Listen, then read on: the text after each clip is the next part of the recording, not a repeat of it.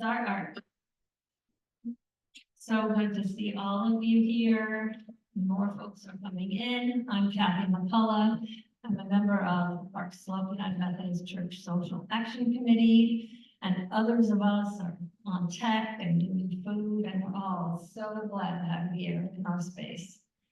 We are quite a crew from the folks who registered online. We are Methodists, we're Presbyterians, Episcopalians, Quakers, Unitarians, Church of the Nazarene, Forefront Church, yes, Forefront Church, seminary students, other folks who find faith and action joined in their lives. So we're glad all of you are here.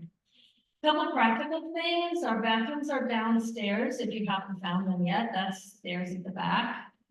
The way out, if we need it, there's 2 exits at the back of the sanctuary, and this one little door here can take you out that way. There are baskets for donations on the food table at the back. If you can, great. If you can't, we have an abundance. So, and lastly, we will be recording the presentation tonight. We will not record our Q&A discussion, but we will record the consent. Just want you all to know that. It's really good to be in community at this time. I'm really happy you all came out. Don't need to remind this crew we're in the 10th month of ongoing devastation in Gaza, increasing hostility and spreading occupation in the West Bank, growing protests for ceasefire in Israel and around the globe, all of which follows a century really of violence and dispossession and separation for people who call that part of the world holy. Muslims, Jews, and Christians all have very sacred spaces in that part of the earth. So it's good to be together, thinking about what we have done, what Christians have done, what Christians of the United States have done, and what we can do. We're gathered to learn, we're gathered to listen. Some of us may not hear anything new. This is something you have lived with your whole lives, work you've been doing for a long time. For others of us, we might hear a new idea or perspective that we haven't encountered before, and really encourage you if that happens. It's a gift. Take a deep breath, kind of move into that moment and welcome it as a time to kind of possibly go home from this evening in a different place than when you entered. There'll be a time for us to talk, I hope, and in that moment, please speak from your own experiences, your own questions, and honor the experiences and questions of others gathered together. Give grace, give grace. So we begin with some opening prayer and opening words. We'll hear from Ekama Eni, who is the youth and campus pastor at St. Paul and St. Andrew's Methodist Church on the West Side. She also works with the Ecumenical Campus Ministry Project. She works for a Methodist church, but she is a cradle Presbyterian, and she's preparing for ordination in a Presbyterian church right now. She says she is embodying ecumenicism. And Ekama will be followed by Eman Rashid. Eman is Palestinian, living in Brooklyn. She has founded a gardening program for young people in some Brooklyn schools, but the last few months, that's taken a back seat to the work she's been doing on behalf of her homeland and her people. She's a phenomenal artist. If you live in the neighborhood and you've seen these big yellow ceasefire signs in front of some houses, that's Eman's work, and that was our connection. And when she heard this was happening in this church, she asked if she could share a few words with us. She's called them Jim Crow Palestine. So Eman will follow Ekama. Ekama, come on, and she'll lead us in here.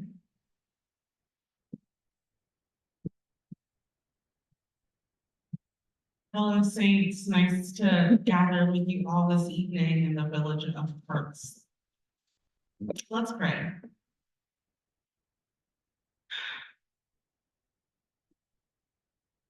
Creating and sustaining God, thank you. Thank you for the ability for your children to gather here in this warm but safe space. As we settle in to learn and to listen to stories and to bring back a witness from another corner of the universe, God, we ask that you can grant us the courage that we need to respond to suffering. May our responses to the violence and the destruction and the hurt and the pain of greed, of hatred, may our response to all of these things that cannot be of you, God, may those responses be truthful. May they be right. May they give glory to the ways that you have already told us that we should be in this time and in this place in order to glorify your name. God, grant us the courage to respond. When you have given us so much, it's the least that we can do. In the name of your Son, Jesus the Christ, who responded to this life. Amen.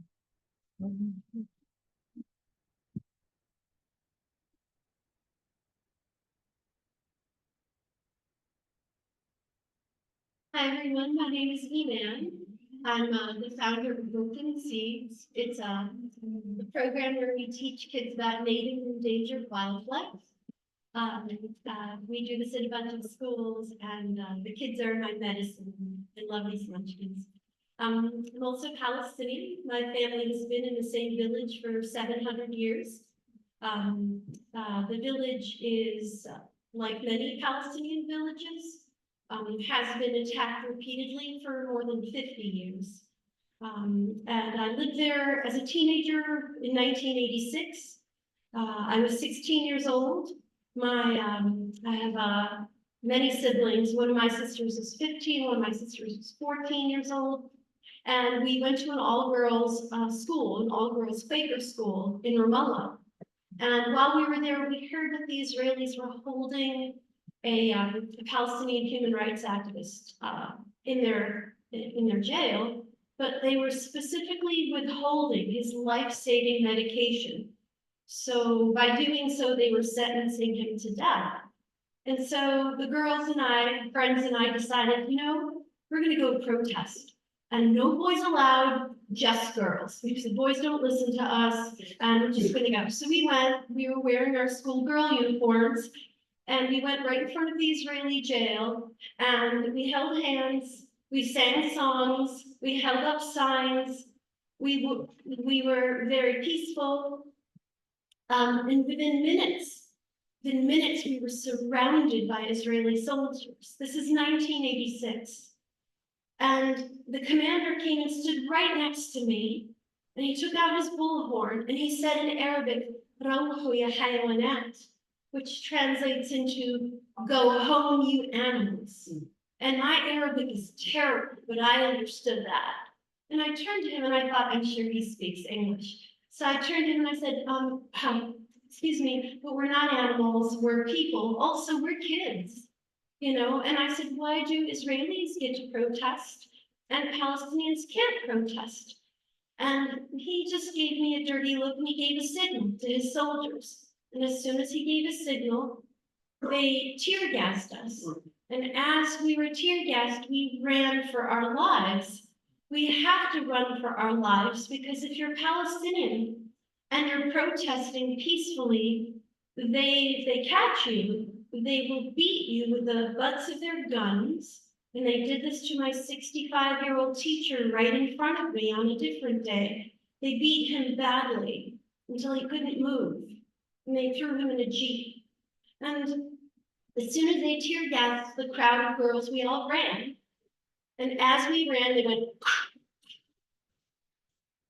and they shot my 14-year-old sister in the back. And she survived. But many kids did not survive. Not just that day, but many days. There were days when they would shoot at kids. There was another day we were also peacefully protesting, and they tear gassed us again, and we ran again, and this time I was separated from my sisters.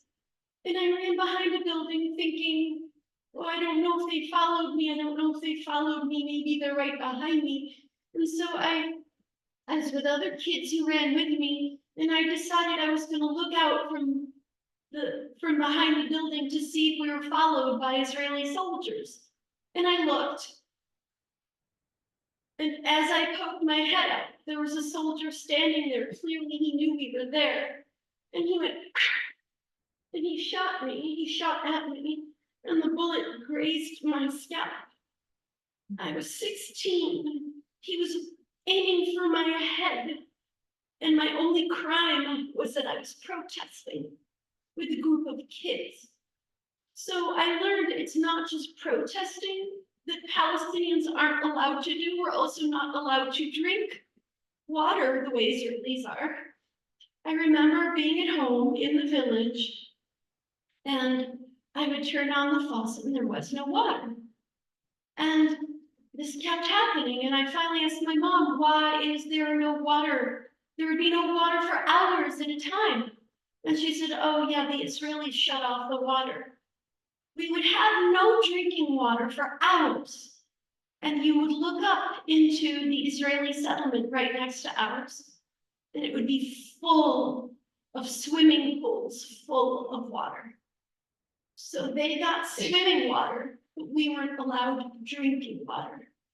And it was, the reason I call this Jim Crow is because there was water that we were only allowed to drink a certain amount of water, and they got all the water they wanted. We were also not allowed to drive on certain roads, and they could tell who we were because they would give us a different colored license plate. So as you were driving, if you had the wrong colored license plate, you could be shot and killed. This happened so many times to so many Palestinians, but you wouldn't know it from watching the news here because they don't tell our stories. So also I was a kid, right? I was 16 and I had homework, and I could never do my homework. And I was always in trouble at school. I went from being an A student here in Chicago, where I'm from, to being like a C, D, even failing student. It really has an effect on you when you're taught your entire life that you are an equal and everyone, you can at least fight for equality, you have the right to fight for equality, and then you go to a place where you can't, supported by my top tax dollars. I did not have the same right to water. Supported by my tax dollars, I did not have the right to electricity. Many times I couldn't finish my homework. And the teacher would always say, you didn't finish your homework, D. And I would look at her like, what are you, crazy? None of us could do our homework because the Israelis shut off our electricity. They shut off our electricity. But if you're Israeli, you can have electricity. But if you're Palestinian, you can't. So we couldn't do our homework. And then you would look up again into the Israeli settlement, and the lights would be on. They would be beautifully lit. They would have street lights. They would have, their lights in their homes would be on. Everything would be on. But Palestinians were not allowed to have the same right to electricity or water or driving. You couldn't drive on certain roads and you couldn't walk on certain roads. And how do they know? Because you have a special ID.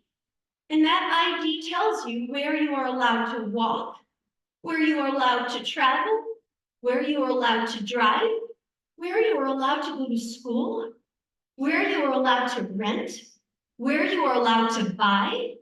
It is segregation enforced by law with American tax dollars. The settlement that I'm referring to is called Shiloh, and it was land that was taken from my grandfather and hundreds of other Palestinians. And if it was taken through eminent domain and shared by everyone so that everyone could benefit from it, I would understand. But it was taken, but Palestinians were not allowed to rent there, buy there, walk there, drive there, live there. It was only for people of Jewish descent. If you were Palestinian, Muslim, or Christian, you could not live there. You could not live there. So when I was living there, I remember once my mom said, "Don't drive on that road. It's a Jewish only road." And I said, "Well, that's ridiculous, and I'm 16. And of course I'm gonna break the rules because I'm 16. So I get on the road and I drive and my car breaks down. And I was like, oh shit, I'm gonna be in deep trouble with my mom. She's gonna kick my butt. She's gonna ground me. I was always grounded, And so I get stuck on the road and I don't know how to fix a car. And I'm 16 and I'm still wearing my schoolgirl uniform. And I open the hood and I look and I have no idea how to fix it. And a car pulls up and it is a Jewish family and they've got the cute curls and I forgot what they're called, the cute curls. They're Orthodox, payas, and they don't know that I'm Palestinian because my dad had managed to finagle Israeli plates for us. So, because he knew as a teenager I was going to get in trouble. I always broke every rule. That's what teenagers do. So they didn't know that I was Palestinian and they stopped to help. And they said, "Oh, what's wrong?" And I said, "Oh, I'm gonna get my butt kicked. Please help me fix the car. I'm gonna get grounded if I'm not back home in like 20 minutes. And the guy was very nice and the lady was very friendly and they had 3 kids. And they were super sweet. The kids were adorable. They were just running with circles around their mom. And then he's looking in my car and he's fixing and she's having a conversation with me. And then he says, "Oh, so where are you from?" And I said, "Musaya," and I pointed to the Palestinian village where my family has been for 700 years. And the 3 children, first of all, he freezes, she freezes, and the 3 children run and they start screaming, "An Arab, an Arab, an Arab," and they hide behind their mother. They're so frightened of me. I'm wearing a schoolgirl uniform. I'm clearly a child, and they're terrified of me. And so he stopped, and I thought, oh no, he's not going to help me fix my car now. That's all I could think of is not being grounded. I said, "But I'm from Chicago. I grew up in Chicago." And I said, "And where are you from? Because you don't sound Israeli." He said, "Brooklyn." And I said, "Oh, well, it's nice to meet you. Thanks for fixing my car." And he then unfroze and he helped finish fixing my car. And they were just very scared of me. They were very timid and I was such a dangerous 16-year-old. But anyway, they finished fixing my car and I said, "Thank you." And then they left and they went into the settlement where I, even though it was my grandfather's land, was not allowed to rent or buy or walk or drive. And they're from Brooklyn, and I'm from, I grew up in Chicago, but my family has been there for 700 years. So the reason I wanted to speak today is I wanted to tell you all that we need freedom riders. We need freedom riders. We need people to go there and help protect us. Because it wasn't just 1986. Just a few days ago, I received a text from my parents, from my family, saying that the Israeli settlers came into my village and they burned the olive trees in my village. We have 3,000-year-old olive trees in our village. Our olive trees are our family. They are not inanimate objects to us. They are part of who we are. And in June of 2023, before October 7th, 400 heavily armed settlers came into my village with the protection of the Israeli army, and they firebombed 40 homes. And they were heard saying, "Not this one, no one's inside." They only wanted to firebomb the homes that had people inside so that they could kill them. And so my family was there visiting my parents, and my brother called the State Department. He said, "Please help us. There are these heavily armed settlers. They're attacking, they're firebombing homes, they're setting cars on fire." One man was already shot, he was killed while trying to put out a fire. And they shot 11 other people, or 12, and injured them because they want us to leave our village.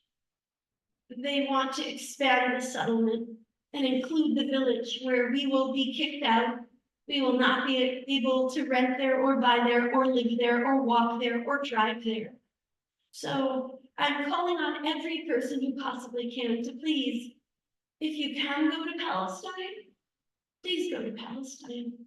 When Americans are present, they tend to do less harm.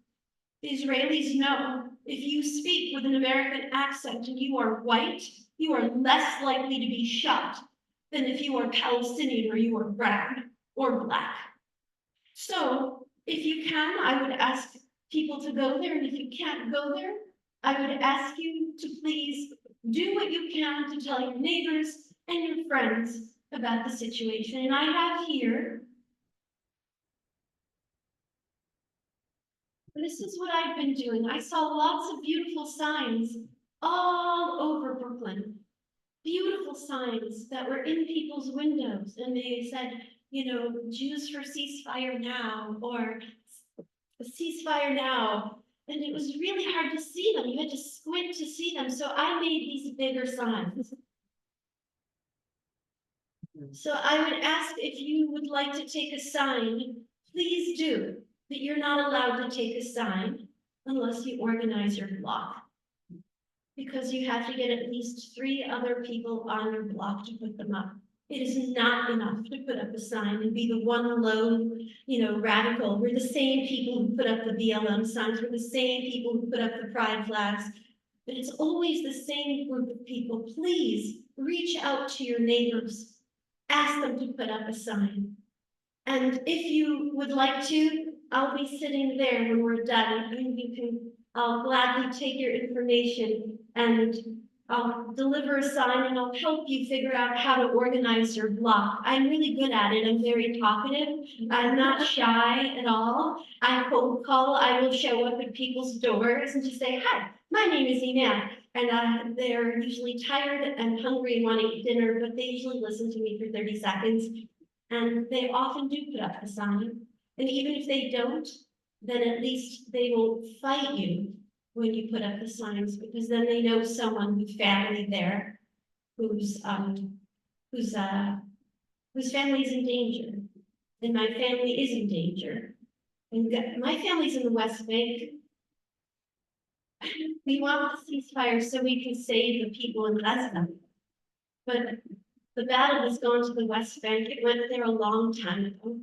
And I feel like we are being annihilated. And we need help. We need help. So please be our freedom fighters. Please help us. Thank you.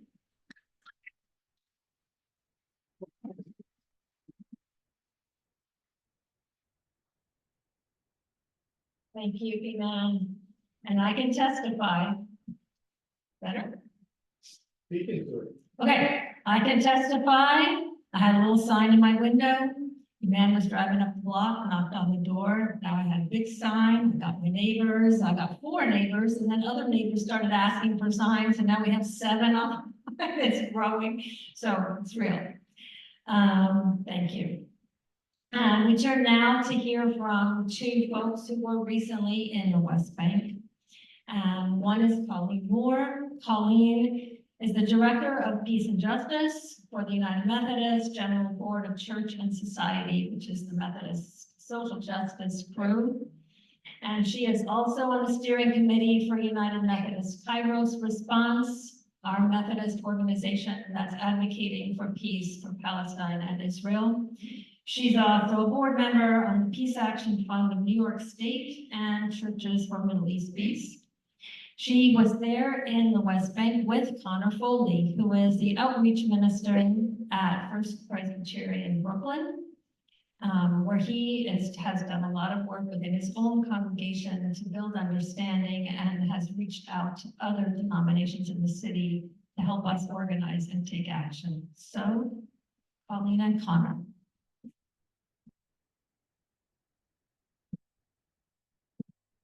Thank you so much, everyone. Thank you to Park Slope UMC for having us here and giving us the opportunity to speak about our recent trip. And thank you so much to Eman for your personal story. Thank you so much for grounding us in that. It's so important to hear those stories right now, and that's really why Conor and I went to Palestine. The title of our delegation was "Come and See, Go and Tell," because the Palestinians said, we want you to come and see what's happening to us. But that's not enough. You need to go back to the United States. You need to do talks and presentations like this. You need to tell other people what's going on and have them take action as well. And I think, as Eman said, the focus is so much on Gaza, rightfully so. That is the most important thing we should be doing right now, is calling for a ceasefire. But the situation in the West Bank and Jerusalem is extremely dire. And there was actually a quote from one of our tour guides. Her name was Cheska, from the Israeli Committee Against House Demolitions. She kind of wrapped up her tour by saying, Gaza is the culmination of decades of a genocidal project. So we absolutely need to be talking about Gaza and what's been happening over the last 10 months, but it's so much more than that, as we'll be talking about tonight. So, yeah, I think we'll go to this slide. So I just wanted to ground us in a little bit of this historical context. I know a lot of you who have been working on this issue are familiar with this. I think we go slide, historical context. So yeah, just grounding us in some of this history, as we'll be talking a lot about this in our presentation tonight. So in 1967, after the Six-Day War, Israel occupied Gaza, the West Bank, and East Jerusalem. And in 2005, Israel technically withdrew from Gaza, but Gaza has been under a blockade since 2007. So Israel annexed East Jerusalem officially in 1980 and still has not withdrawn from the West Bank, as we'll see in this presentation. So in the next slide, I'll talk a little bit about areas A, B, and C and how we'll be talking about that today. But also just wanted to say that under international law, these Israeli settlements that Eman was talking about and we'll also be referencing in the West Bank and East Jerusalem, they're considered illegal under international law as a violation of the Fourth Geneva Convention that bans an occupying power from transferring its own population to the area. So I wanted to ground us in that. And yeah, we can just look at the map if you're able to see this on the screen of areas A, B, and C that we'll be talking a lot about. So area A is under Palestinian administrative and security control. And that's most of the city centers of the Palestinian cities in the West Bank. Area A under joint Israeli and Palestinian control, so Israeli security control, Palestinian administrative control. And area C, which is 60% of the West Bank, is under Israeli control. So just talking a little bit about where we went in the West Bank. So we crossed into the West Bank from Jordan and that border, and it's Israeli controlled, and spent a lot of time in the city of Jerusalem, and then made our way north to Ramallah and to Nablus, and spent a lot of time with farms in between Ramallah and Nablus, as Eman was talking about with your village. And then we went south to Bethlehem and Hebron. So in the next few slides, we'll be talking about the current realities of displacement in Jerusalem and the West Bank. So we had a really great tour from a really rad progressive Israeli named Cheska, who really gave us this overview of occupied East Jerusalem. And you can see in this picture, we're on a hill overlooking Jerusalem. You can see on the left, West Jerusalem is so built up. I mean, there's skyscrapers, there's high-rise, in contrast with East Jerusalem on the right. Driving through East Jerusalem, I mean, you encounter so many settlements just driving through, massive settlements. I think this is one thing I didn't realize until I was there, that these Israeli settlements aren't just these hilltop communities. I think that's really the dominant narrative. These are massive cities. I mean, Male Adumim is a settlement we went to just on the outskirts of Jerusalem in the West Bank, and it's the 5th largest settlement in the West Bank. There's over 100,000 settlers, and there's plans for expansion. I mean, they were saying their goals are for it to be a city the size of Tel Aviv. So these are massive cities, and that's something I didn't realize until being there. And there's no freedom of movement throughout East Jerusalem or the West Bank. Even in Jerusalem, 1/3 of those who live in Jerusalem have to pass through multiple checkpoints every day. And that's not even leaving Jerusalem. And we'll talk about those checkpoints in the West Bank as well. And these settlements are expanding. Since October 7th, there are plans for at least 5 new settlements to be built in East Jerusalem. So talking about the wall, you may have heard of what's referred to as the apartheid wall. It's referred to as a security barrier. And one thing I did not realize is Israel says the wall separates the West Bank and Jerusalem as a security barrier, but it doesn't exactly follow the Green Line, the internationally recognized in 1967 borders. It is drawn in such a way that it intentionally grabs land that they want to move settlers onto that land, but also cuts off Palestinians that they do not want in the city of Jerusalem. So there's so many Palestinian neighborhoods that have been excluded from the city of Jerusalem. They're on the other side of the wall, but they technically live in the city of Jerusalem. And one thing that blew my mind is even though they're cut off from Jerusalem, they have to drive miles to get to a checkpoint to get into Jerusalem. They still have to pay municipal taxes because they're technically residents of Jerusalem. So it's cutting off Palestinian neighborhoods from each other. It's becoming so fragmented. And to just want to say that the wall is considered illegal under international law. It was a 2005 decision from the International Court of Justice that called on Israel to dismantle the wall, but of course the state of Israel has not, and they've continued to expand it.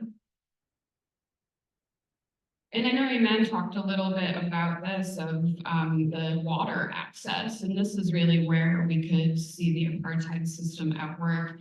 If you can see the pictures on the screen, the picture on the left is one of a Palestinian home, and the one on the right is right outside the Israeli settlement. We were taking these pictures from a bus. They're not the best pictures, but how you know the one on the left is a Palestinian home is because of those black tanks on the roof, and that's because they have to buy their own potable water. They do not have access to water, as Eman was talking about. And the one on the right, it's kind of hard to tell in this picture probably, but there's a massive water slide right as you enter the settlements that really shows that apartheid system at work, that Palestinians don't even have drinking water, but Israeli settlements have massive swimming pools, water slides, potable water, and spoke to a lot of Palestinians that even the potable water that they're buying, they're running out as well. And even driving through East Jerusalem versus West Jerusalem, I mean, in West Jerusalem, you see banks, you see post offices, you see schools, and within the settlements in East Jerusalem, I mean, they're self-contained communities. They have their own services, and they don't really have to ever leave this community. And this is in strict contrast with what you see in Palestinian neighborhoods in East Jerusalem. I mean, you don't see banks, you don't see post offices, they don't have access to these services. So I think these two examples really showed that apartheid system at work. In talking about displacement in some of the neighborhoods that we went to in East Jerusalem. So we went to two neighborhoods, one Sheikh Jarrah, and one is called Silwan. So Sheikh Jarrah, you might know of this case. It really kind of went viral on social media. There were a lot of protests here in the United States. They've been in a legal battle to stay on their land, and the courts refused to take up their case. Because Israeli settlers are trying to take their homes. The state of Israel is trying to take their homes. And we went to visit with some of the families that are working on this campaign to stay on the land. You can see in this picture, I mean, we were right across the street from this home. You might be able to see the Israeli flags on it. I mean, the settlers still live there. They're still threatening people on this land. And Israel tried giving just blank checks to the residents to leave. They said, you know, just take money and go somewhere else. But they don't understand that this is my land. This is our land. We've been here for years. You will not kick us off our land. And unfortunately, the situation continues to get worse because the neighborhood is so strategic for Israel, because it connects East and West Jerusalem. Another neighborhood in East Jerusalem, Silwan, there's a lot of threat of home demolitions and so on. I think 3 houses, and probably more by now, unfortunately, since October 7th. I think even back in January, hearing of more that was going to happen because Israel is increasing their expansion plans, and the homes are always under threat of demolition. You never know when your home could be demolished. And one thing I didn't know until this trip is that they are forced to pay for their own home demolition. They have to pay for the bulldozers, pay for the police, and they're fined if there's rubble left. I mean, that was absolutely ridiculous for you, adding insult to injury. Not only is your home being demolished, but you're forced to pay for it. And this displacement is the one, part of it is there's a deal for a cable car to go from the old city to West Jerusalem to go through Silwan. And one thing I wanted to point out is there's some US organizations who are funding this, and specifically organizations that call themselves Christian organizations. There's one settler organization, I believe it's called Elad. There's a few other organizations as well that are unfortunately funding this. And then talking about the Armenian quarter, this is one of the 4 sectors of the walled old city of Jerusalem. And so the Armenian presence in Jerusalem dates back to the 4th century when Armenia adopted Christianity as a national religion. And in 2021, a plot of land was leased to a business developer who planned to build a hotel without consent of the Armenian people that live there. And they fought this in the court, and the deal was canceled in 2023. But right after, armed settlers attacked the land. They attacked the Armenians that were living there right after this deal was canceled. So we met with this really cool organization called Save the Ark, Save the Armenian Quarter. They have a 24-hour encampment to fight to stay on their land. I mean, physically fight. I mean, they face settler violence every single day, and they're fighting to stay on their land. So next few slides on settler violence. So just north of Ramallah, which is kind of between Ramallah and Nablus, we visited with a lot of Bedouin farms and went to this village called Sinjal, which is under constant threat from armed settlers. I mean, they were attacked just the night after, a few days after we were there. They set fires on their farmland. There's another Bedouin farm that we visited. They were forced to leave Jericho, and now they're under threat from armed settlers. They steal their livestock. They claim their land. I mean, it can be as ridiculous as they'll take a selfie with the land and then use that in the courts to say, and I've taken a picture that this is my land, and they accept that sometimes. And this picture shows a cucumber patch that we were at. Just by the highway, and unfortunately there's a plan for the wall to go through this cucumber patch, so it's going to destroy farmland for so many families. And another case is Tenovation, which some of you might be familiar with. This is a farm just outside Bethlehem in the Palestinian village of Nahalin. Dawood Nassar and his family have been in a legal battle since 1991 over ownership of the farm. They have proof of ownership since the 1920s under the Ottomans. And armed settlers really continue to encroach on this farm. You can't even enter the main road anymore. I don't think you have been able to for years. Armed settlers have blocked it and will use violence to prevent you from entering that way. Even when we were there, you can see in this picture that there's an RV parked right outside the land, right outside the fence. And right before we got there was an Israeli military vehicle that pulled up as well. And they'll blast country music in the middle of the night to annoy the family that's living there. And they're really encroaching on the land. But international volunteers come to work the farm, and as Eman said, that international presence really helps to protect the Palestinians who are under threat of displacement. So volunteers come to work the farm, especially Americans, those in the West, come to work the farm and serve as international protection. You can look out, it's a hill, and you're looking out into the valley. This is the only hill in the area that's not occupied by a settlement. It's surrounded by 6 settlements on all sides.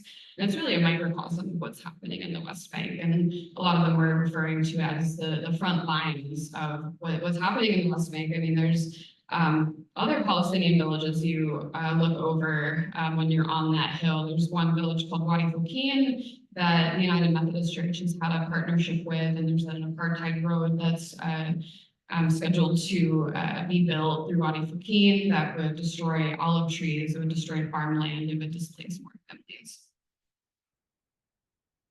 And wrapping up a few more slides here. The last day that we were there, we went to Hebron in the south part of the West Bank.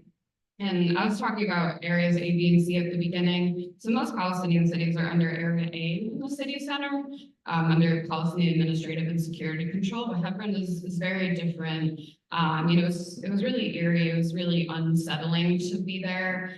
I mean, no Palestinians are really allowed to be in the city center. There were IDF soldiers everywhere, even more so than in other cities. Armed settlers are roaming the streets, and this has really been since 1994. When there was a massacre committed by a settler named Eric Goldstein, who's from Brooklyn, committed a massacre at the Ibrahimi Mosque and massacred Palestinian Muslims who were worshiping at the mosque. And in restriction, or in response, the state of Israel tightened restriction on Palestinians, movement of Palestinians. Make sense why that is the response. They closed vegetable and meat markets. They banned Palestinian cars on Shahada Street, which is the main street there. And my understanding is the situation's gotten even worse since October 7. And we had a little bit of a confrontational encounter with an armed settler who was very clearly armed, roaming the city center of Hebron. You can see him in this picture on the far right side, and see some of our members of our delegation kind of engaging him. But it was very clear. I mean, we were having a tour from a Palestinian tour guide, and he comes over and he's like, "You're only getting one side of the story," and it was very clear from the moment he started talking that, this isn't a guy you really have dialogue with. This isn't a guy that you're going to be able to change his mind. I mean, his whole life is dependent on this violent settler colonial ideology that he has this divine right to be here. So unpacking this a little bit more, and then I'll hand it over to Conor. Move to the next slide. What does all of this mean? We heard a lot from people in Palestine that, Americans need to stop trying to prescribe a solution. The conversation shouldn't be one state or 2 state. The conversation should be, how can the US help Palestinians work toward elements that should be included in a solution? So we had one conversation with Jonathan Kutah, who is now heads Friends of Civil North America. He founded Nonviolence International and El-Haq.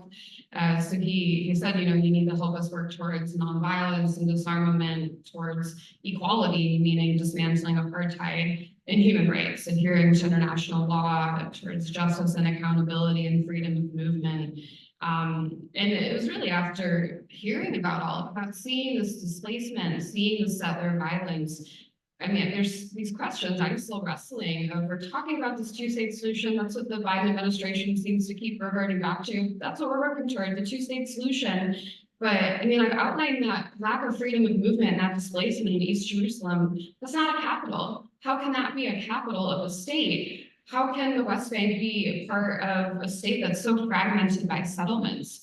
Like, that shouldn't be the conversation we're having, is one state or two state. And also, you know, the conversation about coexistence, which is so important to work towards, but the goal of the system is to cut off Israeli settlers from even encountering Palestinians on a daily basis, except for them inflicting violence on Palestinians. And as your story outlines, I mean, this hatred that we're seeing, they have such a one-sided view of it. I mean, how can we even be talking about that right now? We instead need to be talking more about how we're working towards human rights, equality, and disarmament. And I think we'll unpack when Conor comes up as well more about settler colonialism and Zionism. And I think that is one of the most important takeaways I have from this is this is a settler colonial state. And we need to unpack what we're doing as churches to to really confront Christian Zionism. I mean, it's this very intentional far-right ideology. It's about this end times biblical prophecy, cherry picking from the Bible. I mean, this Christianity is not the Christianity that I know. It ignores the plight of indigenous Palestinian Christians. This ideology is also so connected to white Christian nationalism here in the United States and globally. And we need to unpack not only settler colonialism in Palestine, but also here at home, the settler colonial legacy here in the United States. And I mean, what Israel is doing is cutting off so many sacred sites in Palestine to all people of Abrahamic faiths. And so I'll end just with one more example. And we participated in an interfaith march for human rights a few days before. You may have seen this in the news, this nationalist Jerusalem Day March. You may have seen this in the news that this happens every year. And I mean, Israeli youth were roaming around the old city of Jerusalem, like beating up Palestinian journalists and Palestinian shopkeepers. And it was really bothering me, the narrative I was seeing in the media about this, of, you know, these are just fringe extremists, and it may be extremist, but it's not fringe. It's so core to this ideology of settler colonialism. Everything I've talked about so far, this displacement, the settler violence, it is so core to this violent ideology. So it was really good to see an interfaith march and marching with rabbis and Muslims for human rights. So with that, I'll pass it over to Conor. Thanks.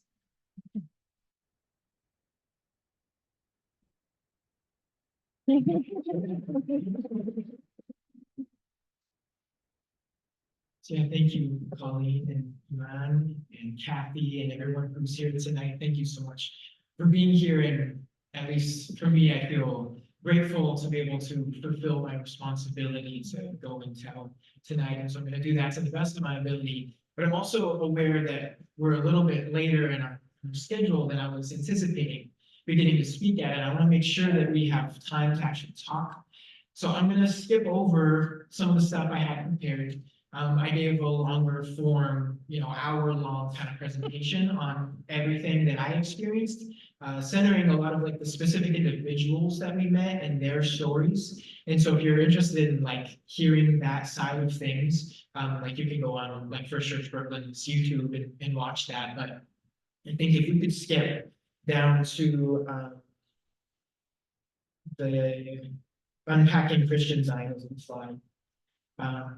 And then just after, so what is Zionism? And we can start talking about what is the animating ideology behind all of this, right? So these aren't people who just like wake up in the morning and decide fresh every day that they are, sui generis, just like gonna go and start doing violence and displacing people. There is now a generations-long ideological political project that is the cultural engine that is moving this massive geopolitical, geohistorical project. So what is Zionism? And so this definition is could be contested, right? I tried to give the most charitable definition of Zionism possible, one that I think any Zionist would say is is true of their ideology, and that it demands no more or less than this, just the belief that Jewish people have a right to a national home in the land of Palestine. But this is an historical phenomenon, one that arose at a particular point in history in the 19th century in Europe, right? As Jewish people were experiencing the intensification of fascism, of apocalyptic anti-Semitism, right? Who were enduring profound violence and displacement that culminated in the Holocaust, right? One of the most brutal and destructive acts in human history. And so they were looking around for some refuge, right? What's the answer to the fact that we are constantly on every side being threatened by this violence? And there was this small strain, not the dominant ideology, but the small strain that said, hey, maybe the land of Israel is something that we are supposed to return to as a people. And people started to build out this cultural formation, started theologizing around it, started organizing, started building a political platform that enabled that ideology to flourish and to command the attention both of European Jewish folks and of white Protestant Europeans and people in the US. But there are two central issues with this, right? The first is that the land that they wanted to make their national home was already the national home of another people, right? Of the Palestinians, of the people who had been in that land without, a particular nation state, right? Nation states are something that came into the world at a particular point in history, right? The borders that have been drawn around, countries and on the continent of Africa, right? Like those were just not countries forever. But at a certain point, nation states became a thing, and colonialism imposed new borders on new territories.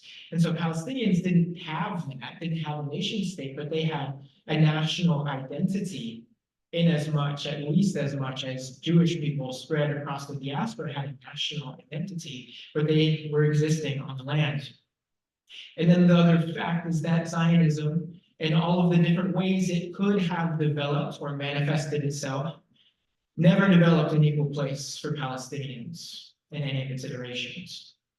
But nevertheless, it was justified by the British colonial mandate, right? British controlled the land of Palestine and said that, hey, here's the solution. Here's how we protect the Jewish folks, but then also we don't have to have them come around us, right? Grounded in a deep anti-Semitism at the same, right? They weren't letting them immigrate to England or to the US, or actually, imposing strict quotas on how many Jewish people could immigrate. So like, oh, let's throw you in this land over here that you seem to have an attachment to.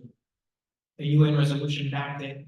But then, of course, the Bible, especially for Christians, has been not just a theological resource, but has been constantly returned to as an historical resource, as something that's supposed to say something true about history, and is supposed to legitimize the claims to the land that Zionists make. So it's grounded in a few texts. I could have named a bunch here, and I'm not going to go through them all, but it's verses like this, right, where God is speaking to Abram, and he says, to your descendants, I give this land from the Wadi of Egypt to the great river of the Euphrates, the land of the Kenites, the Kenizzites, Cadmonites, Hittites, and on and on. Right? Clearly, even in this first verse, there are other people in the land, but God has given it away anyways. Deuteronomy says that every place where you set your foot will be yours. Your territory will extend from the desert to Lebanon and from the Euphrates River to the Mediterranean Sea. Some of these are sort of vague, right? Like, okay, well, what are the exact dimensions of that, north, south, whatever. Places like Numbers 34 are far more specific, and this goes on for paragraphs talking about all the specific places, geographical points that determine the contours of the land of Israel. Next slide. You can also see, though, that in some of these definitions of the boundaries of Israel, it's much, much larger than what Palestine historically has been. And you'll see IDF soldiers who have this patch on their arms, this greater Israel patch, because this is the maximal territory of Israel. This is according to some of the biblical promises. This is what Israel is supposed to be. This is the promise, and this is what some contingents within Zionism are working toward, a greater Israel that is in line with the scriptural prescription. Next slide. So how was Zionism originally accomplished? Right? How did they get control of the land with other people there? Well, they committed a genocide. That was the idea. That was the specific ask. Joshua, who leads the Israelite army into the land, recounts this. Then they devoted to destruction by the edge of the sword all in the city, both men and women, young and old, oxen, sheep, and donkeys. And this was the process for every place that they went into. They were supposed to put it to the ban, which means to kill every living thing, every breathing thing.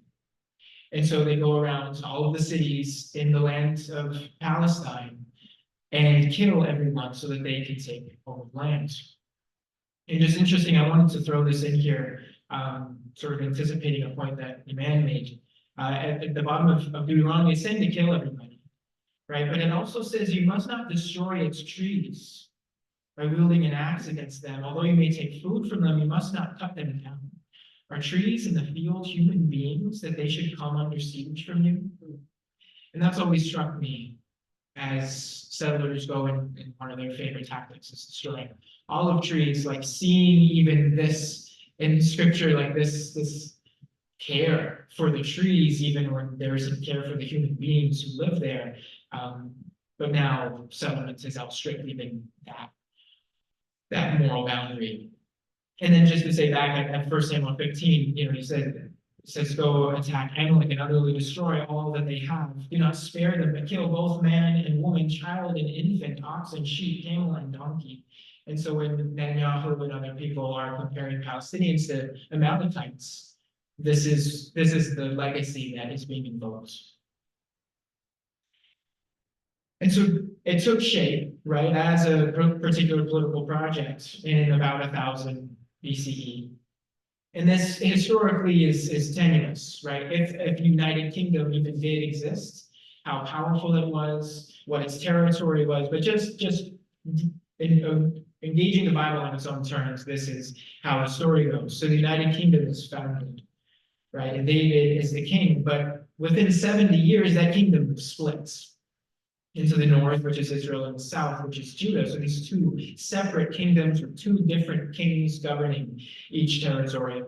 And then in 722, Israel is conquered by Assyria. Israel no longer exists, right? So on some level, right, I mean, depending on how you want to define it, you could say that Israel, or the thing that is being invoked as legitimacy for the present state of Israel, is a project that lasted about 70 years, 3,000 years ago. Right, so how much weight do you give something like that? But now it split off in these other directions. So Israel falls. Judah is conquered by Babylon, and in so doing, the temple is destroyed by 86. Then there's a promise of return, and this is where so much of Zionist ideology picks up on, is there are these promises all throughout Scripture, through the prophets, that are speaking to people in exile who have suffered punishment. And God is saying, I will return you to your land eventually. You have to go. You have to be exiled because you have been such terrible stewards of this land and of the power I've given you. But you can learn your lesson, and then you can be returned to your land. The thing is that this happens. That promise is actually fulfilled within Scripture. It's not actually looking out towards some other time. It's not looking towards 1948, one would think on a surface level biblical reading, but it actually happens just a few years later in 539. They're allowed to return from exile back to their lands, to reconstitute the monarchy, to build the temple again, and there it is. Prophecy has been fulfilled. But then with time, more occupiers come in. The second temple is destroyed in 70 CE, just after Jesus moves off of the scene. So after 70 CE, about 100 years later, there's a really significant shift and the way that Judaism takes shape as a religion, right? Something that moves away from temple worship and towards synagogues, right? Towards the text and less liturgy. There's all sorts of ways in which, you know, the law is changed to be incorporated into this new experience of diaspora, right? Or being spread across the world. And that the religious formation, it's not that it is opposed to diaspora or being spread around, it's that diaspora is what we're called to be. We are called to be a light to the nations, right? We're supposed to actually be out there and involved in the world and not sequestered in a little land, just bunkered down and protecting ourselves. We're supposed to be out in the world. You know, every place you set your foot, that being reinterpreted as Israel comes with us wherever we go. It's not about this particular geographical location, it's a spiritual reality we carry with us. I was at a Passover Seder this last year, and they said, you know, one of the pieces of the liturgy was, they said, Israel is wherever we are, right? And that's such a beautiful concept, and one that I think Christians can also connect with, right? God is wherever we are, the kingdom of God is wherever we instantiate it, right? Those kinds of categories. But in the 19th century, this older strain of Zionism, right, represented in these earlier texts, is revived. So there's some questions to ask, to interrogate Zionism a little bit, right? The modern iteration of it. So does a biblical promise justify the imposition of a state on someone else's home? Does the historical precedent of previous oppression, ethnic cleansing and genocide, which of course occurred to the Jewish people, justify the reproduction of those same violences? Does the necessity, the importance, the cruciality of Jewish safety, does it legitimize the unsafety, dispossession, displacement, and death of Palestinians? Christians have answered all these questions, Christian Zionists, and they have said, yes. Because of dispensationalist reading of biblical prophecy, if Zionism is a 19th century revivification of an older ideology, in the 19th century, dispensationalism as a Christian confluence also arose. People like John Darby, who thought of theology and world history as the set of dispensations, and history unfolding according to biblical prophecy in a really rigid and literal way. Right, this feigned remorse for anti-Semitism, right, where that's so often the charge against people who believe that Palestinians should have equal rights. It's the cover for so much, and so much of not actually protecting Jewish people, but just of white US Christians getting what they want in terms of foreign policy and protecting their own settler colonial projects and imperialism.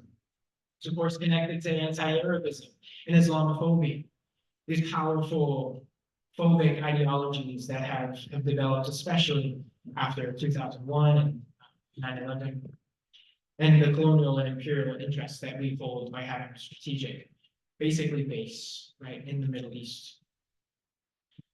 So what's the alternative? What's Christian non or anti-Zionism? Right? Non is just like, this is not an ideology I've adopted myself. Anti as in, I actually think this is a destructive ideology and I oppose it.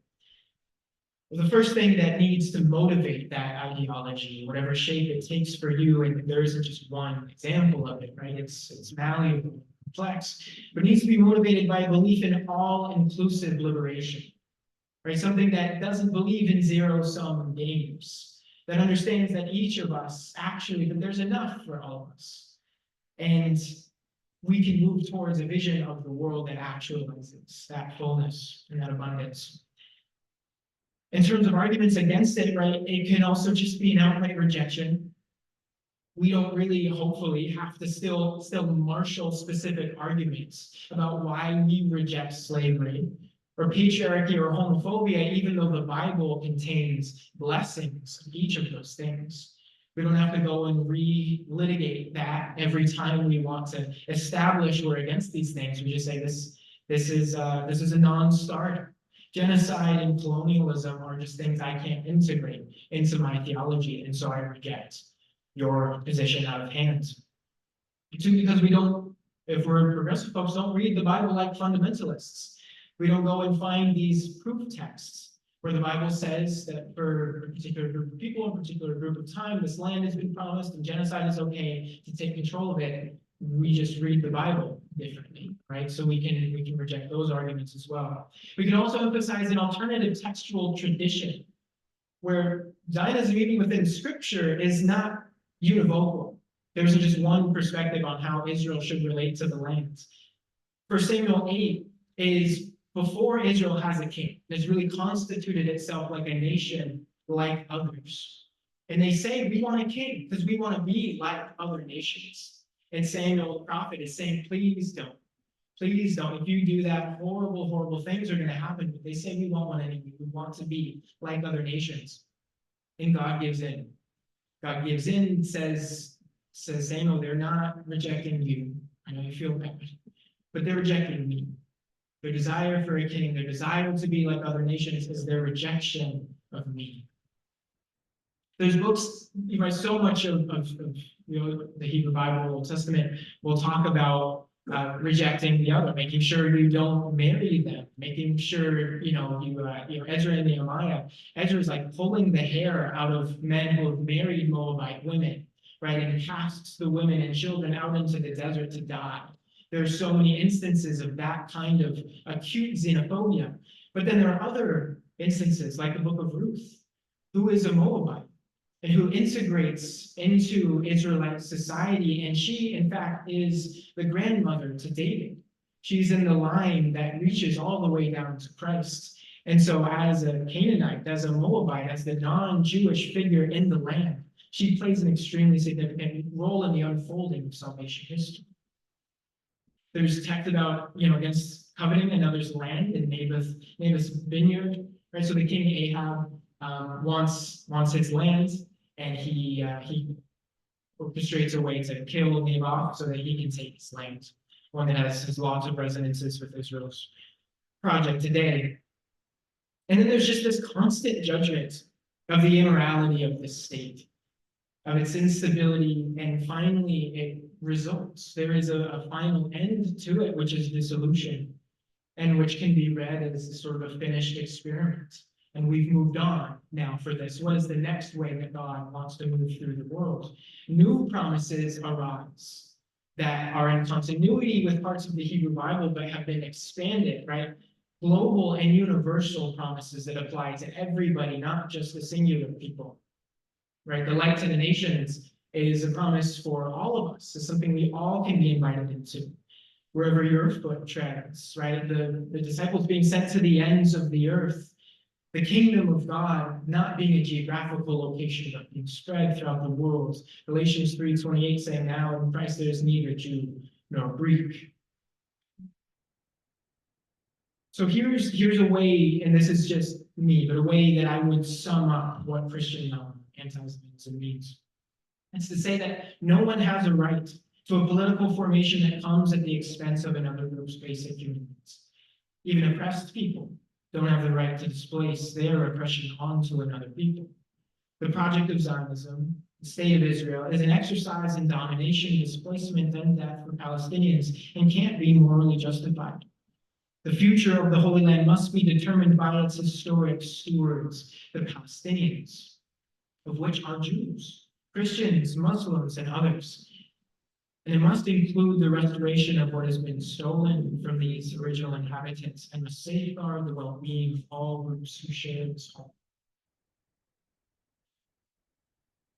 So I have three takeaways. They're personal and they mean something to you, which is at the most basic level, we owe solidarity to our Christian siblings in Palestine. Right? So many of the people we talked to expressed their disbelief, their hurt, their sense of betrayal, that we, the living stones, they said, we are the living stones. You come here like we're museums. You come to look at these churches and these artifacts and these geographical territories, and you forget that we are the living witnesses to the gospel who have lived in this land for 2,000 years. right? There were 12% of the land was Christians in 1948. Now it's less than 1% because of the occupation. So we owe them solidarity. The next is to continue to invest in education, right? In spaces like this. This is so powerful, and things like this are happening all across the city and the nation and the world. To divest culturally and economically from Zionism in all the ways that has been status quo. And we need to go back and take a look at all those investments and divest, and then use whatever cultural or economic currency we have to invest in the liberation of Palestine. And finally, this belief that we can build toward liberation with all of the range of cultural, material, and spiritual resources. We are in the special position as cultural workers, right? As people who have the ability to shape people's thinking. We have a certain level of moral authority, social, political, economic capital that we can use to undo the ravages of Zionism and call for something deeper. I think if our gospel holds the requisite power, and it's not because the gospel may or may not have that power, but are we courageous enough to make it as powerful as it really is, as liberating and inclusive as it really is? This wall, this apartheid wall, has this language on it. It says challenging in God, faithfulness, and resistance. Christian witness inscribed on this wall that will fall, right, if we step up to the task. So that's all I have. Thank you. Thank you.